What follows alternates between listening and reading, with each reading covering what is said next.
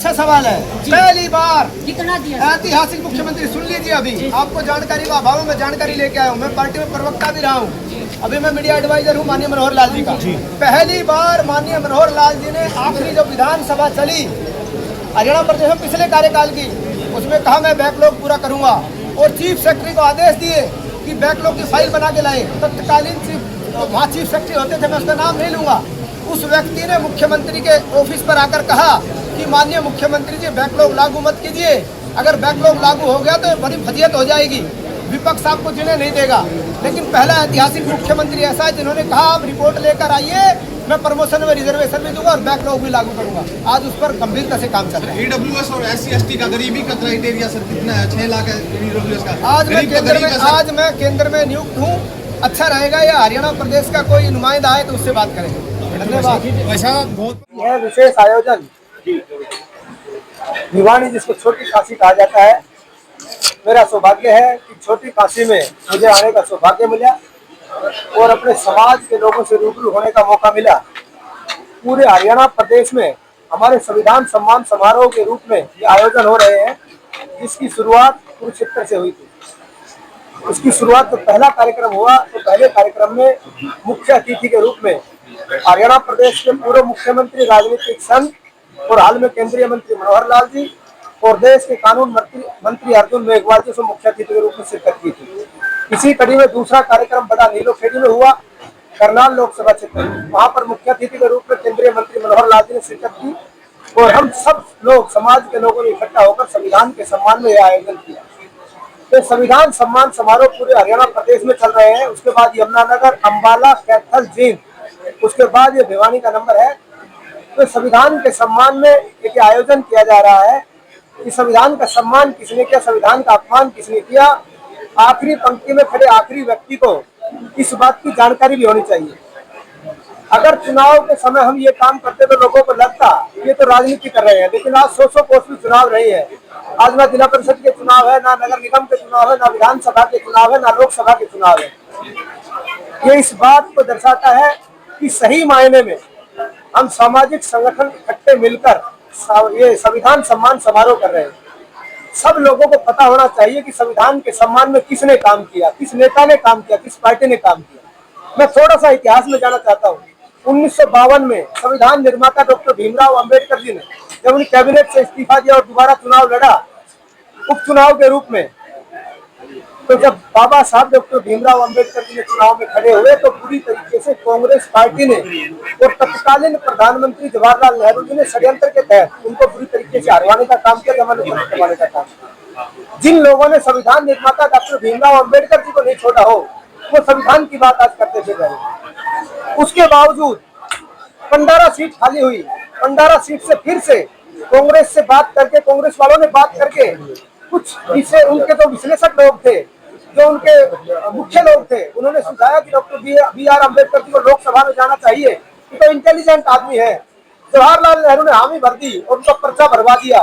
लेकिन आखिरी 3 दिन जब चुनाव के बचे तो अपने PA को खड़ा करके फिर से बुरी तरीके से हरवाने का काम किया। तो एक बार नहीं, बार बार संविधान निर्माता को ठेस पहुंचाने का काम किया, उनको बंद करने का काम किया, उनको पिछाड़ने का काम किया। जो संविधान निर्माता को जिन लोगों ने नहीं छोड़ा हो, वो आज संविधान की बात करते फिर रहे हैं।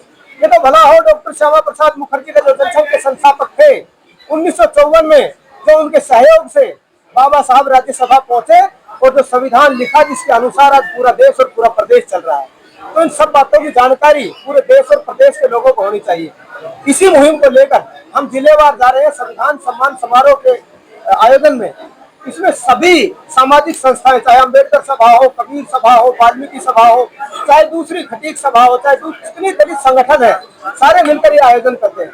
आज देश में भी भारतीय जनता पार्टी की सरकार है और प्रदेश में भी भारतीय जनता पार्टी की सरकार है। तो ये पता लोगों को होना चाहिए कि संविधान का सम्मान किसने किया और अपमान किसने किया। आज वो लोग संविधान की पत्ती फहराकर और झूठ बोलने का काम कर रहे हैं कि भारतीय जनता पार्टी का सत्ता में आई तो संविधान का सर्वनाश कर देगी। ये संविधान की कॉपी हाथ में लेकर इस प्रकार का झूठ बोलना भी एक अपराध है। मैं तो उसका अपराध की श्रेणी में गिनता हूँ।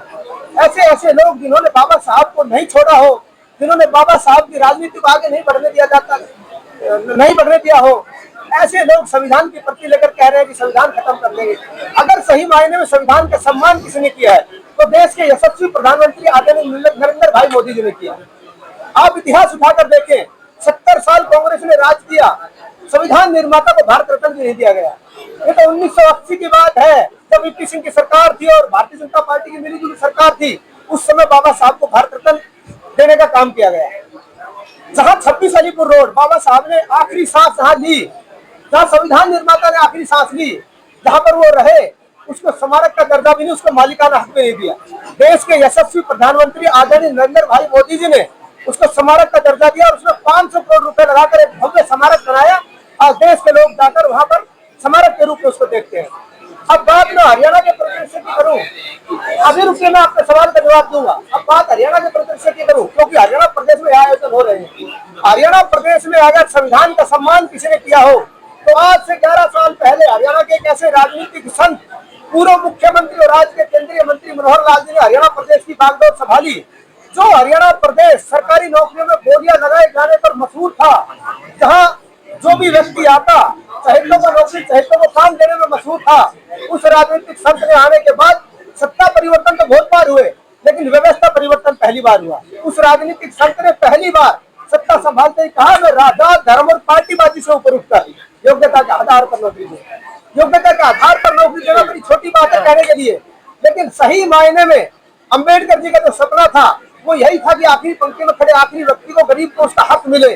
वो देने का माननीय मनोहर लाल जी ने काम किया, जिसका नतीजा ये हुआ, योग्यता के आधार पर जो नौकरियां मिली।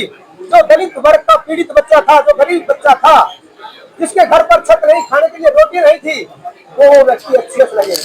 तो डॉक्टर BR अम्बेडकर जी की कलम का सही मायने में किसी ने इस्तेमाल हरियाणा के प्रदर्शन में किया है तो हरियाणा के पूर्व मुख्यमंत्री राजनीतिक संत मनोहर लाल जी ने किया है। यहीं पर नहीं रुके, हरियाणा प्रदेश की 1966 में हरियाणा प्रदेश बना। 3 मुख्य मांगे हरियाणा प्रदेश में थी कि हरियाणा प्रदेश में अनुसूचित आयोग बने, हरियाणा प्रदेश में सफाई कर्मचारी आयोग बने, हरियाणा प्रदेश में प्रमोशन में रिजर्वेशन मिले। लेकिन जो मुख्यमंत्री आया, जो सरकारें आई, इन्होंने 70 साल राज किया, दलितों को सत्ता की सीढ़ी समझा, इनको इस्तेमाल करके सत्तासीन हुए, उनको इस्तेमाल करके इन्होंने कोई भला नहीं किया। लेकिन उस राजनीतिक संत ने पहली कदम से हरियाणा प्रदेश में अनुसूचित आयोग बनाने का काम किया। आपके सामने जीता जाता उदाहरण ये बैठा है वीरेंद्र बड़गुजर जी, उनकी दिशा और दशा उन्होंने जो दिखाई और उन्होंने जो काम किया है उसका नतीजा है वीरेंद्र बड़गुजर जी आज चेयरमैन के रूप में काम कर रहे हैं और पर डे हजारों लोगों के, दलित लोगों के आंसू पोंछने का काम कर रहे हैं। सफाई कर्मचारी आयोग का गठन पहली कदम से किया, पहली कदम से। प्रमोशन में रिजर्वेशन एक बहुत बड़ा मुद्दा था जो 1966 से आज तक चला आ रहा था, किसी मुख्यमंत्री ने नहीं सोची, लेकिन हाँ प्रमोशन में रिजर्वेशन किया, जिसका नतीजा ये हुआ आज हमारे समाज का कोई बच्चा कहाँ भर्ती होता है तो अच्छे से रिटायरमेंट होता है। इस प्रकार के आमूल चूल परिवर्तन केंद्रीय मंत्री मनोहर लाल जी ने किए हैं। और सही मायने में संविधान के सम्मान में अगर हम बात करें, अंबेडकर जी की कलम का सही इस्तेमाल करने की बात करें तो पूर्व मुख्यमंत्री और राजनीतिक संत मनोहर लाल जी ने दलित वर्ग के लिए किया है। तो इसी मुहिम में हम हरियाणा प्रदेश के कोने कोने में लोगों को जा रहे हैं कि आखिरी पंक्ति में खड़े आखिरी व्यक्ति को ये पता भी हो और आखिरी पंक्ति में आखिरी व्यक्ति जो खड़ा है उसको सरकारी सुविधाओं का लाभ नहीं मिले, क्योंकि आज केंद्र में भी हमारी सरकार है और प्रदेश में भी हमारी सरकार है। हमारा ये भी दायित्व होता है। आप हरियाणा में बीजेपी की सरकार का निर्माण कर रहे हैं, लेकिन वही आखिरी पंक्ति का जो व्यक्ति है उसने साइकिल तक नहीं है, लेकिन उसके आईडी में गाड़ियां चढ़ी हुई है, वो धक्के खा रहे हैं। आप ये मेरा चश्मा लगा कर देखिए, मुझे लगता है आप कांग्रेस का चश्मा पहन लिया है। अरे उन बच्चों को क्यों भूल रहे हो जो जिनके घर पर छत नहीं है और खाने के लिए रोटी नहीं, वो अच्छी लगे हैं? नहीं, मैं बता रहा हूँ आमूल चूल परिवर्तन हरियाणा प्रदेश में पहली बार हुआ है। मैं बताता हूँ ये उन बात उस स्कीम का बात कर रहे हैं, परिवार पहचान पत्र, जिसके माध्यम से 22 लाख लोग बीपीएल कार्ड से वंचित थे। 22 लाख लोग बीपीएल कार्ड में जुड़े हैं। क्या उन 22 लाख परिवारों का भला नहीं हुआ? हाँ, कोई नई योजना आती है उसमें खामियां जरूर है, मैं ये नहीं मानता कि एकदम दुरुस्त हो गई, लेकिन जब वो खामियां दूर हो जाएंगी तो आप देखना ये विकास में मील का पत्थर साबित होगी परिवार पहचान पत्र। आज परिवार पहचान पत्र का जिक्र हरियाणा प्रदेश में नहीं, देश के कोने कोने में हो रहा है। ये मनोहर लाल जी की सोच का नतीजा है। और 2 दिन का टाइम मिला है, बढ़ा दिया उसमें समय, 2 दिन का टाइम बढ़ाया है, लेकिन अगर फिर भी कम बढ़ा तो फिर भी क्यों करेगी सरकार? वही बच्चे जिनका जाति प्रमाण पत्र नहीं बन रहा वो SC ST के बच्चे हैं, तो क्या लगता है टाइम और ज्यादा नहीं देना चाहिए? बिल्कुल अगर ये समय कम पड़ता है तो सरकार विचार करेगी समय बढ़ाने का। ये कहाँ से अहम मुद्दा चल रहा है एनजेयू में जिस प्रकार से छात्रों बहुत बहुत धन्यवाद। अभी कार्यक्रम की